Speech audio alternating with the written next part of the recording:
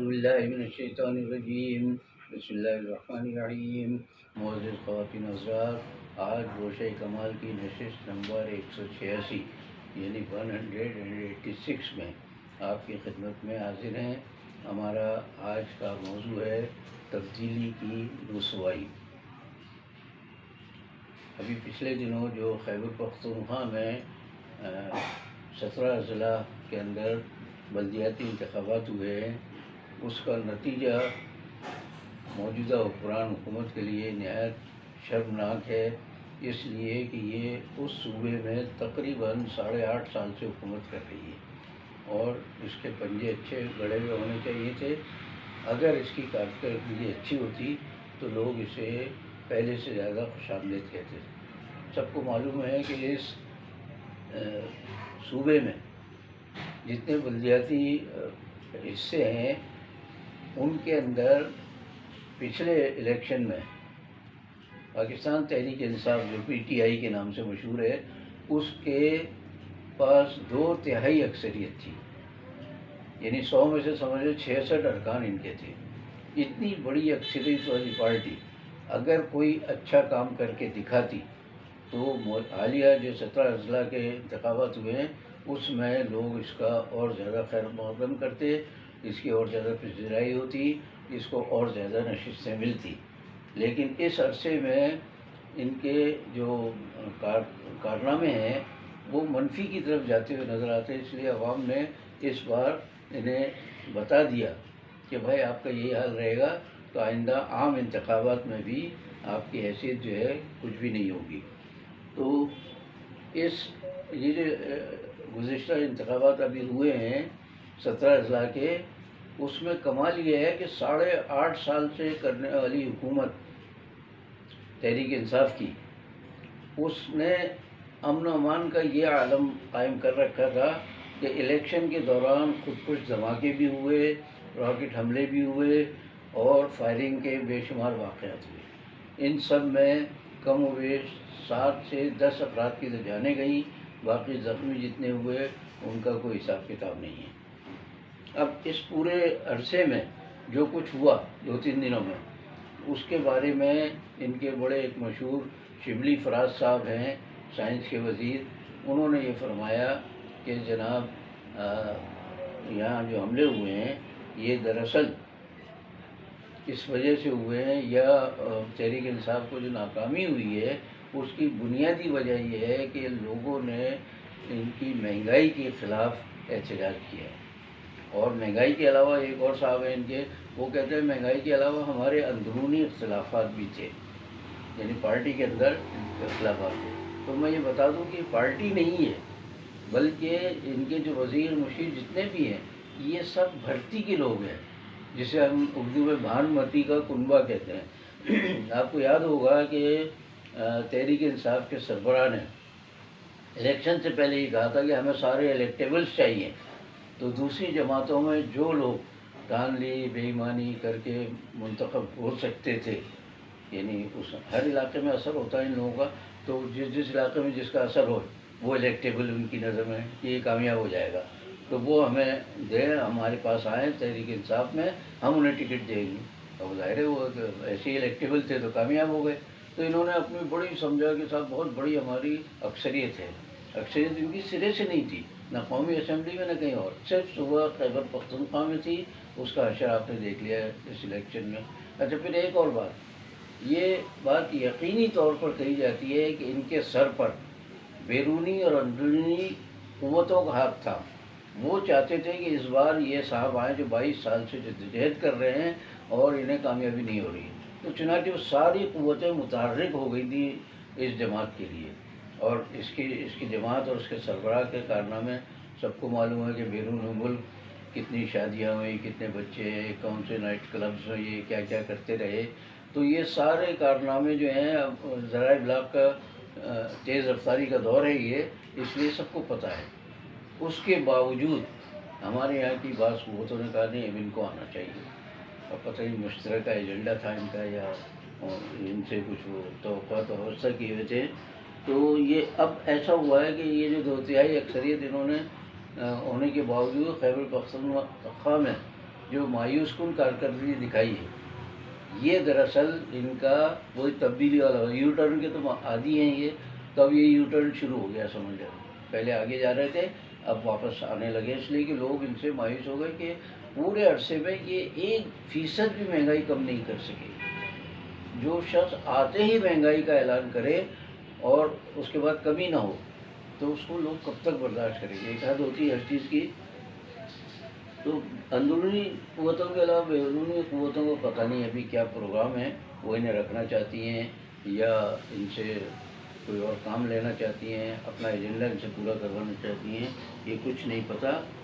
البتہ یہ بات بڑی مایوس کن شرمناک ہے ان کے لیے کہ پشاور سمیت 4 بڑے شہروں میں ان کا مکمل صفایا ہو گیا ہے، پی ٹی آئی کا، تحریک انصاف کا، ان کا ایک بھی میئر منتخب نہیں ہو سکا، جبکہ زیادہ افراد جو کامیاب ہوئے ہیں وہ جمعیت علماء اسلام کے یعنی فضل الرحمان صاحب کے، مولانا فضل الرحمان گروپ کے لوگ زیادہ تعداد میں کامیاب ہوئے۔ یہ پہلے بھی 62 تھے اس علاقے میں، لیکن پچھلے الیکشنز میں بقول فضل الرحمان صاحب کے کچھ قوتوں نے ہاتھ دکھایا تھا، تو اس کی وجہ سے انہیں ناکامی کا سامنا کرنا پڑا، اور خود مولانا فضل الرحمان بھی اس الیکشن میں ہار گئے تھے، تو انہیں ہرایا گیا، وہ ہارے کچھ نہیں پتہ۔ لیکن بہرحال اب یہ جو تبدیلی آئی ہے فضل الرحمان صاحب کی، اللہ کرے کہ یہ صوبے کے لیے اور ملک کے لیے مفید ثابت ہو، ورنہ ان سے بھی کوئی زیادہ امیدیں وابستہ نہیں کی جا سکتی۔ اب ایک بات جو عام طور سے کہی جا رہی ہے کہ مہنگائی کی وجہ سے ہارے ہیں اور اپنے اندرونی اختلافات کی وجہ سے۔ اندرونی اختلافات کا میں آپ کو بتا چکا ہوں کہ بھانمتی کا کنبہ ہے یہ، ان کے کوئی نظریاتی اتفاق نہیں ہے ان کے درمیان، یہ سب مفاد پرست لوگ ہیں جو جمع ہو گئے تھے ان کے گرد، اور کسی طرح اسمبلیوں میں بھی پہنچے اور وزارتوں میں بھی پہنچے۔ اس میں اب مہنگائی کا جہاں تک تعلق ہے، یہ تو سب کو معلوم ہے کہ پہلے دن سے انہوں نے مہنگائی کا جو چکر چلایا تو وہ آج تک جاری ہے۔ اس میں وہ مریم نواز صاحبہ مسلم لیگ نون کی جو ہیں وہ فرماتی ہیں کہ تبدیلی آ نہیں رہی، جا رہی ہے، اور کس طرح جا رہی ہے؟ رسوائی اور بددعائیں لے کر جا رہی ہے، اس میں کوئی شک نہیں، رسوائی بھی ان کے نصیب میں ہے اور بددعائیں تو ان کو اتنی مل رہی ہیں کہ پتہ نہیں اثر کیوں نہیں کر رہی ہیں کہ کس مٹی کے بنے ہوئے اللہ نے کس خمیر سے ان کو اٹھایا ہے کہ کوئی ایک بددعا اثر نہیں کر، جبکہ 22 کروڑ عوام کی اکثریت، میں کہہ سکتا ہوں 21 کروڑ عوام ان کے مخالف ہیں، برا بھلا کہہ رہے ہیں، اس لیے کہ ایک دن ان کے دور میں انہیں سکون نہیں ملا۔ لیکن مریم صاحبہ سے بھی ہم یہ کہہ سکتے ہیں کہ جناب یہ تبدیلی جو جا رہی ہے، ہم کہہ سکتے ہیں کہ اس سے پہلے بھی جا چکی ہے، اور وہ خود ان کی جماعت اور آصف زرداری صاحب کی جماعت جو ہے پیپلز پارٹی، یہ بھی لوگوں کی رسوائی لے کر گئی ہیں۔ تبدیلی وہ جو لانا چاہ رہے تھے وہ آئی نہیں، بلکہ وہ بھی رسوا ہو کر گئے یہاں سے، اور ان کے ابا جان جو ہے نواز شریف صاحب تو آنے کا نام ہی نہیں لے رہے، وہ اگر وہ اتنے مقبول ہوتے تو وہ کبھی بھی واپس آ جاتے۔ انہیں پتہ ہے کہ مقبولیت ان کی نہیں رہی، زرداری صاحب بس بولتے ہیں، بہت بڑھ بڑھ کے بولتے ہیں کہ میں یہ کر دوں گا، اور دیکھیں وہ کہہ رہے ہیں ہم ہماری طرف رجوع کر رہی ہیں وہ قوتیں جو ان کو لائی تھی، تو بھائی کیوں تمہاری طرف کیوں رجوع کریں گی؟ تم نے ملک کا کیا کم بیڑا غرق کیا تھا جو تمہاری طرف رجوع کریں گی؟ اور اگر رجوع کر رہی ہیں تو پھر ان کے بھی مقاصد جو ہے سمجھ لیں کہ مشکوک ہوں گے، جو قوتیں آپ کو لانا چاہتی ہیں۔ اچھا، اب ایک بات بڑی دلچسپ ہے ان کے اپنا، شبلی فراز صاحب میں نے بتایا کہ ان کے وزیر سائنس اور ٹیکنالوجی ہیں، اور یہ کون ہے؟ مشہور شاعر احمد فراز کے بیٹے ہیں۔ یہ اتنے دانشور، اتنے بڑے شاعر کے بیٹے کی ذہنی سطح کھل گئی یہاں آ کر، جب یہ وزیر بنے ان کے پاس آ کر، تھوڑی بہت ہوں گی تو یہاں اور اس کا بھی بڑا خراب ہو گیا ہے۔ تو وہ فرماتے ہیں کہ اصل میں ہمارے کارکن ناراض ہو گئے تھے ہم سے، اس لیے ہم ہارے ہیں۔ ابھی یہ 17 اضلاع کے الیکشن ہوئے اس میں، تو ہم کہہ سکتے ہیں کہ تحریک انصاف نے تحریک انصاف کو شکست دی ہے وہاں، یعنی خود اپنے لوگوں نے شکست دی ہے، جو مایوس ہو گئے تھے یا ناراض تھے ان سے، انہوں نے ان کا تحریک انصاف کے سربراہ کی بات نہیں مانی، ساتھ نہیں دیا، تو بری طرح ہارے ہی ہے مولانا فضل الرحمان صاحب کے جے یو آئی گروپ کے مقابلے میں۔ تو اب اگر شبلی فراز صاحب ہی فرماتے ہیں کہ ہم کارکن ناراض ہیں، تو ذرا وہ یہ بھی بتا دیں عوام خوش ہیں کیا؟ عوام تو ان سے زیادہ ناراض ہیں. عوام کا بس چلے تو ایک سیکنڈ میں ان کو اٹھا کے پھینک دے. اگر اوپر کی دو قوتیں جو اندرونی اور بیرونی قوتیں ہیں وہ ان کے سر پر نہ ہوں، ان کے سر پر ہاتھ نہ ہو، ان کا سایہ نہ ہو، تو یہ تو کبھی کے جا چکے ہوتے. اب جو قوتیں ان کو لائی ہیں وہ تھوڑا ابھی اور دیکھ رہی ہیں. اندرونی قوتیں تو مایوس ہو چکی ہیں ان سے. بیرونی قوتوں کو اندازہ ہے شاید کہ اب ممکن ہے اب بھی کچھ کر دکھائیں. اس کی وجہ یہ ہے کہ ان کا ایجنڈا جو ہے وہ کہنے کو تو مدینہ جیسی اسلامی ریاست بنانا ہے پاکستان کو، لیکن ایک قدم بھی اس طرف بڑھتا ہوا نظر نہیں آیا. بالکل الٹا، اس کے برعکس سارے ان کے اقدامات نظر آئے. اس لیے انہیں امید ہے کہ شاید یہ پہلے بھی بیرون ملک اپنے اخلاق کے گل کھلا چکے ہیں، تو اب وہ اخلاق اور کردار جو ہے وہ اس ملک کا بیڑا غرق کرنے کے لیے استعمال کرنے والا یہی واحد شخص ہے کہ جو بہت ان کا اعلی کار بن کر پاکستان کو سمجھ لیں اس کی لٹیا ڈبو دے گا یا اسے پاتال میں پہنچا دے گا. اس لیے شاید وہ اب بھی حمایت کریں. ابھی بس ایک کامیابی انہوں نے حاصل کی ہے کہ ان کے ایک اور وزیر مشیر تھے مالیات کے، ان کا نام سب کو معلوم ہے، شوکت ترین صاحب. یہ پچھلے دور حکومت میں بڑے کارنامے انجام دے چکے ہیں، پھر بینک چلاتے رہے، مطلب سرمایہ دار سودی نظام کے آدمی. ان کو اب انہوں نے مشیر کے عہدے سے وزیر کے عہدے پر لانے کے لیے سینیٹر منتخب کرا دیا ہے. سینیٹ میں اپنے ایک آدمی کو ہٹا کر اس کی جگہ شوکت ترین صاحب سینیٹر ہو گئے ہیں، اور اب یہ مشیر خزانہ نہیں بلکہ وزیر خزانہ ہوں گے. تو مشیر خزانہ کی حیثیت سے جو انہوں نے ملک کا بیڑا غرق کیا ہے، اور وزیر خزانہ اگر بن گئے تو اور کیا کریں گے یہ آنے والا وقت ہی بتائے گا. انہوں نے آتے ہی فرمایا کہ بھائی ملک میں گیس تو نہیں ہے، وہ تو ختم ہو رہی ہے. بجلی البتہ بہت ہے. ارے بھائی بجلی آپ دکھا دیں، آپ کے دور میں تو لوڈ شیڈنگ کی انتہا رہی ہے بجلی کی.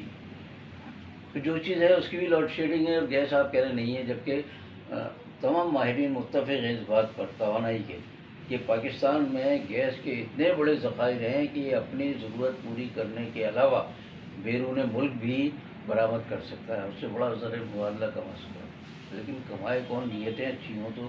یہاں تو نیتیں سرے سے خراب ہیں، تو کچھ ہونے کے آثار نظر نہیں آتے. فی الحال اللہ کو غیب سے کوئی آدمی بھیج دے کہ جو اس ملک کے اوپر رحم کرے، عوام پر رحم کرے اور ان کے حالات کو ٹھیک کرنے کی کوشش کرے.